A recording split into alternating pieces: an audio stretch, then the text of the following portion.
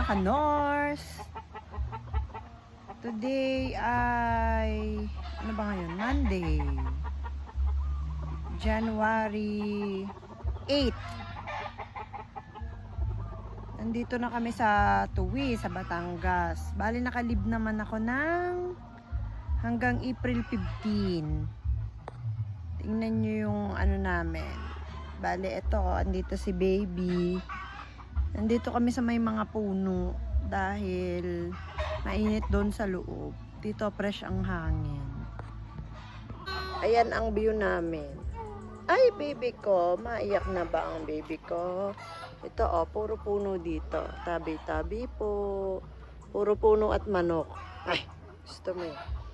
Andito ang aking baby. Milk time, anak.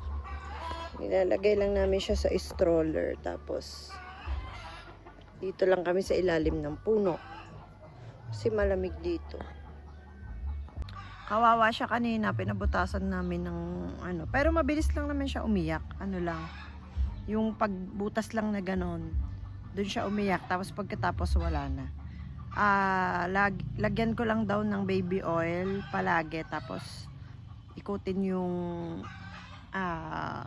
pinaka-hikaw, baby oil, tapos hikaw, yun lang.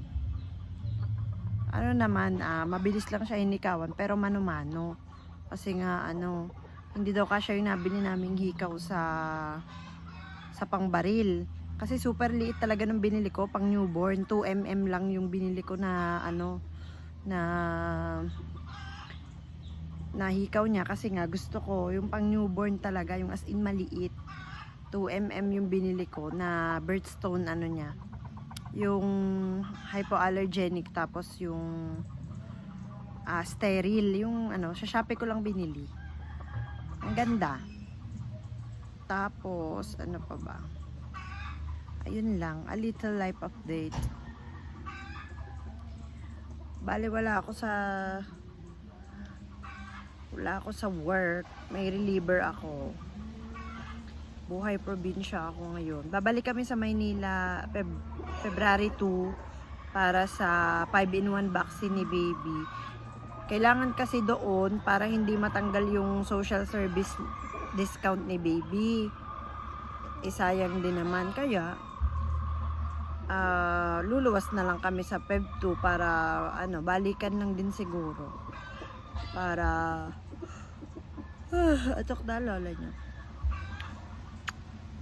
Parang unti-unti nang bumabalik ang pagmumukha ko na fresh. Ganito pala ang maging nanay, walang ligo. Hindi na po ako nagsusuklay, automatic na ganito, pinupuyod ko na lang siya. Bawi na lang sa self. Tapos bawal pang maligo araw-araw, every other day lang. Kamusta naman yun? Nung unang mga araw, naiyak talaga ako. Pagpasensya na yun ang mga manok na background. Ay, sinigi pa nila ang kaingayan, Hoy! Quiet you guys, I'm vlogging. Char. Guys, calm down guys. Chickens, stop with the tantrums. Charot lang. Ang daming manok kasi dito. Kasi nag-aalaga ng manok ang kapatid ng aking Juzawa. Siya din dati may mga manok. Pag naka magmamanok din yan for sure. Sa ngayon si baby muna.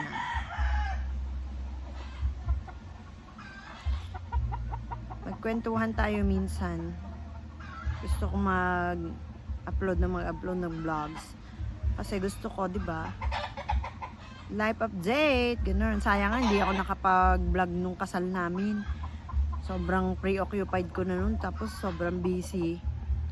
Pero sayang, sana nakapag-vlog man lang ako. Pero, anyway, tapos na. Let's see. Hanggang saan ko kayang panindigan itong life update na ito. Tingnan nyo, may native na baboy. Hoy, halika dito. Ay, umalis. Nakatambay kami dito sa labas. Init dun sa loob. Ibang init ngayon dito. Hindi katulad nung last year, di ba? Hanggang February malamig. Bingin ni pagkakainit. Dito kami kinalim dahil wala pang aking mami. Pag uwi ng mami ko, doon kami sa bahay. Tulog na naman ang baby girl.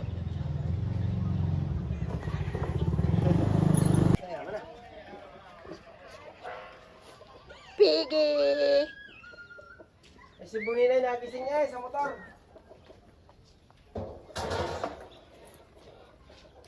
Timo din ang mga native na baboy. Kala mo yung aso. Pag-alagala-laang. Chik, chik, chik, chik, chik, chik, chik. Kala mo yung mga aso. Aray ang aking favorite. Hello! Ay, bakit ka natakbo? Dini ka, bibidyohan kita. Hoy! Dini ka! Ayaw!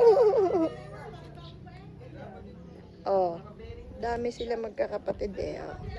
Pag-alagala lang sila dito, oh. Kala may aso.